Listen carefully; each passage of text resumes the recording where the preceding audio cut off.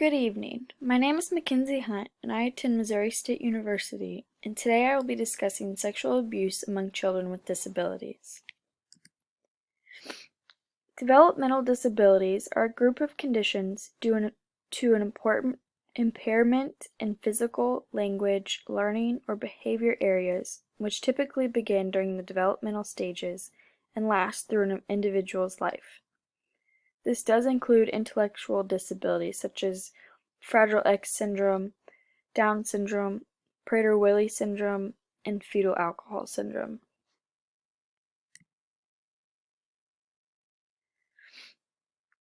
According to Dr. Nazar from Wayne State University School of Medicine in Detroit, Michigan, children with the presence of a disability increases their vulnerability, making them a greater risk for abuse in comparison to children with no disabilities.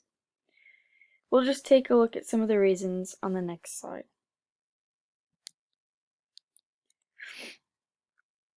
There are many factors that increase the risk of sexual abuse in a child with a disability in addition to the condition itself.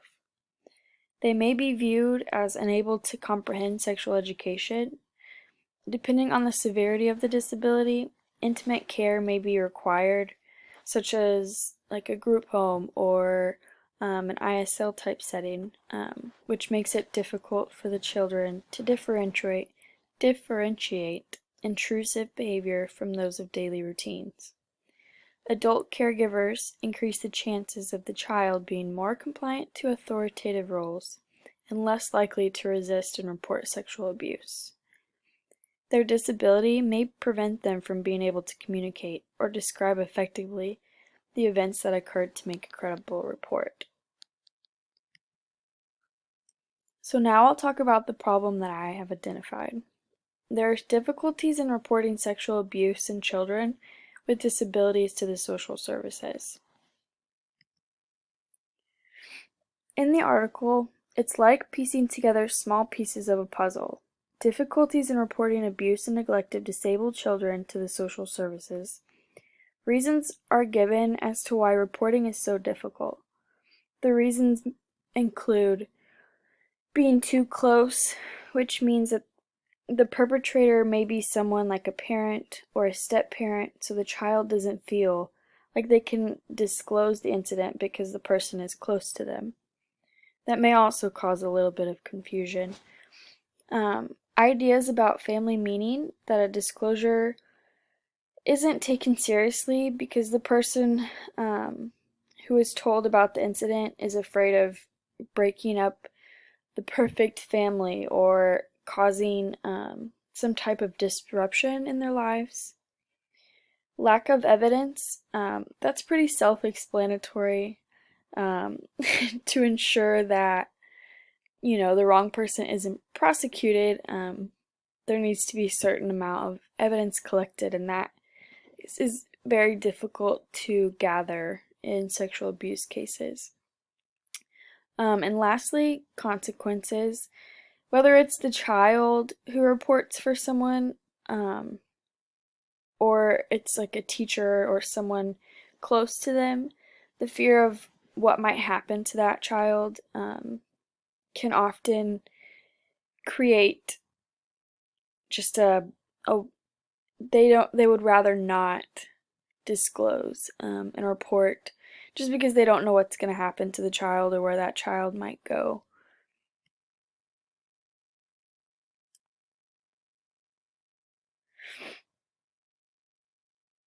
Some emotional and behavioral signs of sexual abuse. So I work in a school and we were kind of taught what to look for, and there can be either behavioral signs or there can be emotional signs. And so some of the behavioral signs include like sexual behavior that may be inappropriate for the child's age. And when I talk about that, you're not necessarily looking at their actual age. You want to look at their intellectual age, which oftentimes is different in children who have intellectual disabilities or other disabilities. There's bedwetting or soiling the bed or not wanting to be left alone, and they often will try to avoid removing or having clothes removed. Some of the emotional signs are excessive talking about or knowledge of sexual topics, and you can kind of just gauge that also on their, like, depending on the age. Um, they may start resuming behaviors that they had either grown out of or had, well, just kind of stopped in general. Um, I have seen that before, and so we're always taught to look for patterns of behavior. But they might also have nightmares or fear of being alone at night, or excessive worry or fearfulness. So I've kind of identified the problem and some warning signs. So now I want to discuss a possible solution. Children with developmental or physical disabilities would be taught sexual abuse prevention skills. Um, I'm probably going to pronounce this wrong, so I do apologize, but Uri Kim, she wrote an article about a study conducted to evaluate the effectiveness of a sexual abuse prevention program for children with intellectual disabilities.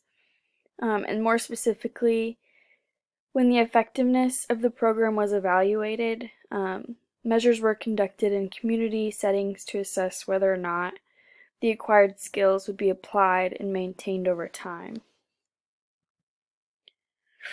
So what she did, or what the study consisted of, they took 3 Korean girls who were living in South Korea, um, and they recruited them through 2 local community centers.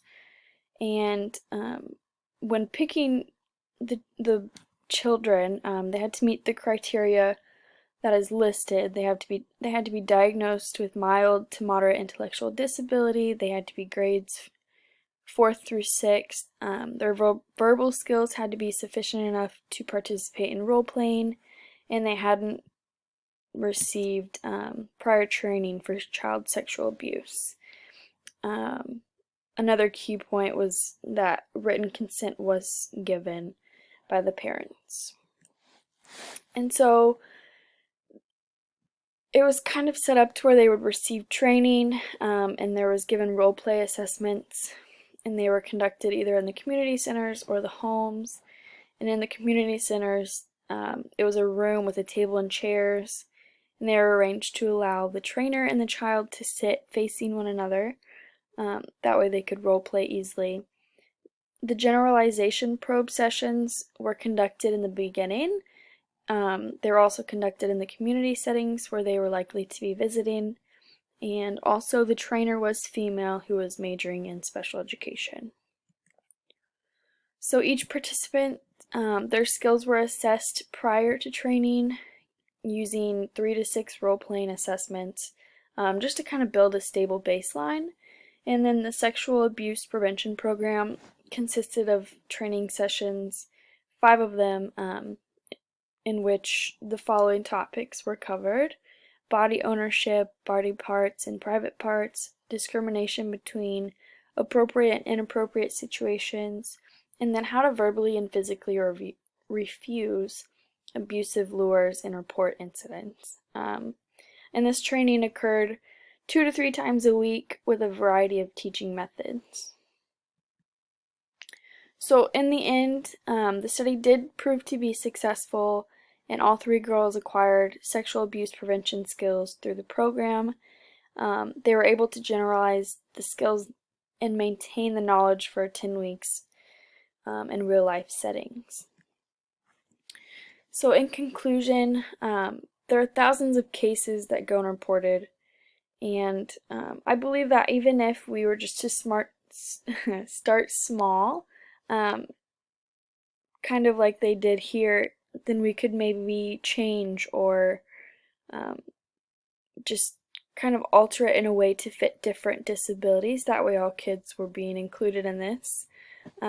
But I do think it's a key part in allowing them to build up the confidence to stand up for themselves. So thank you for taking the time to listen, and I hope you all have a great night.